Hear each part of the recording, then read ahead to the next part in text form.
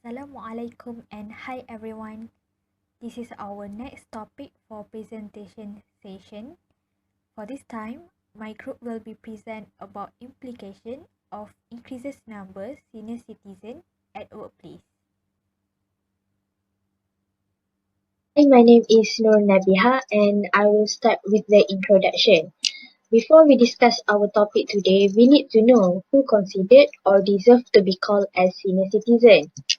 Senior citizen, or we are known as an elderly person, or we call it as seniors in the workplace. Typically, they are the age that they should retire from work. Some of them are transition that work from adult in a company to a retiree. Okay, this is for your additional knowledge. The age for senior citizen for each country are a little bit different. For example, in Malaysia, the age that are considered to be a senior citizen is 60 years old. In Indonesia, they declare that 65 years old is a senior citizen, same like in the US. Um, while in the California, they declare that 62 years old as a senior citizen. However, that you need to be around 60 to 65 years old in order to qualify as a senior citizen. Now let's see in the perspective of organization. Um, in organization, there is no denying that nothing can really substitute for the experience, which is there is denying that a company could hire someone based on their experience. This is one of the reasons why majority of organization prefer to hiring senior citizen as their workers. But for the manager, they may have to face the challenging uh, with the abilities of older workers, which these older workers can be their parents or grandparents. And the challenges may occur with the differences aspect of values, for example, in communication styles, educational background, disabilities, and maybe the work habits among them. As we know that each generation have their own differences in talent and skills. For example, for young generation, they more likely to have the skills in the technology. But for the senior citizens, they are stronger in the interpersonal skills, or we know it as communication skills.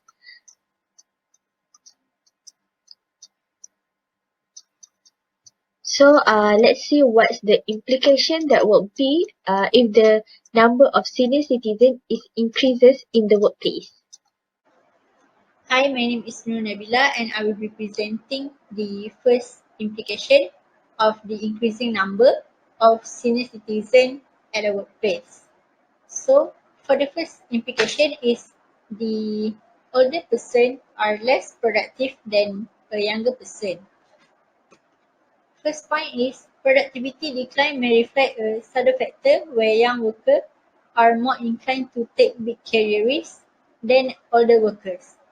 For example, a younger worker may want to start a new business or switch to another career, while the older person who already work longer, they doesn't want to take the risk to change career or start a new business in the future.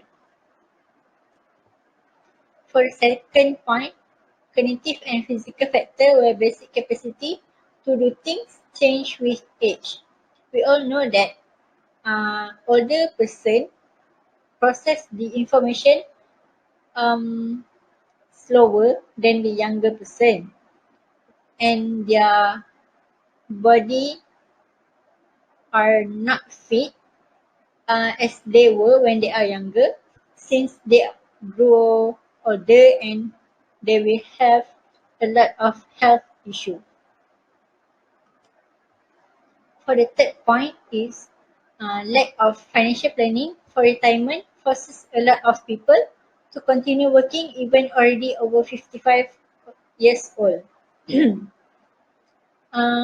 There are a lot of senior worker that holds their retirement to 60 years old because they cannot afford their retirement day. Um, in 2008, there were financial crises that may left the senior worker in with a huge debt, and they decided to hold their retirement to pay their debts or saving for their retirement day, or they think that their pension money may not enough for their retirement day, so they wanted to continue working over when they are over 55 years old to 60 years old. So for the implication to organization, if the senior citizen are increasing in a company, lack of productivity from older worker will increase the organizational loss. Okay, my name is Irina Hadira. For the next implication, senior citizen is refused to adopt a new culture. New culture here means new environment or latest technology. So, they do not want to change their working style according to the new work environment. And they also refuse to accept the reality that technology is currently taking over the world. For example, communication style between the older and younger generation. The younger generation, or we call it Gen Z and Gen Y, they prefer to use computer to do the work and instant message to communicate at the workplace. While for baby boomers and Gen X, they tend to prefer phone calls, send email, or use paper-based to do the work. Unwilling to adopt newer things uh, is a big disadvantage and give implication to the organization. What will happen is it is hard to communicate with each other or between the younger and the older workers, which causing the work to be done more slower. People of different age or groups have a mindset that why they have to cater to people who are not uh, up to their standard, that is when the new system are being taught by the younger generation. And some of the senior workers cannot accept that there is someone who are more younger is teaching them the new knowledge or the new things. Or other situation could be when a manager is younger because of his or her education, and then the senior employees might react by making themselves low and by comparing their position in the workplace. Okay, that is about the implication that organization need to face if they have a huge number of senior employees at the workplace. Now, what the organization should do to manage those situations and to decrease the conflict occur among them. Different generation continue to value different communication style, team structure, and job performance. We need to understand what people value and what motivates them. It makes it much easier to communicate job expectation, offer the right type of support, or even make the adjustment that will better fit a team's performance. It is recommended that leaders and employees communicate with their colleagues in the way each person prefer. This can ensure that everyone in the organization have a better communication among them. The ideas could be bring the staff member of different generation together for face-to-face team building or icebreaker. It can break down some of the barrier that can occur with digital communication. Okay, and what can I conclude is we all should seek out other perspectives and ways of thinking, and that includes others from different age of groups. Okay, hi. I am Nurul Izzatira. So I will proceed with the next point of the implication, which is the health condition. As we all know, health condition is another terms of illness, disability, or disease. A majority of the elderly, they will have a health problem when their age are turning to 50 years old. So let's see what are the common health problems that they usually face. The first one is hypertension. Hypertension is also known as a high blood pressure. It is a long-term medical condition and it could lead to a severe health complication and increase the risk of heart disease, stroke, and sometimes it can lead to death. When a senior citizen suffer with this health problem, they cannot work under pressure, since it will increase their blood pressure when they are stressed, which is not good for them. So let's proceed with the second point. The second point is diabetes. Diabetes is a metabolic disease that causes high blood sugar. Most of the senior citizens, they take sugar because they must take sugar because for their energy. But when the amount of sugar is out of control, it could lead to a very bad health condition, especially when their work is not an active work that requires them to move from one place to another place. It will be more risky for those who take a lot of sugar and just sit at their own place and do their job. The next one is arthritis.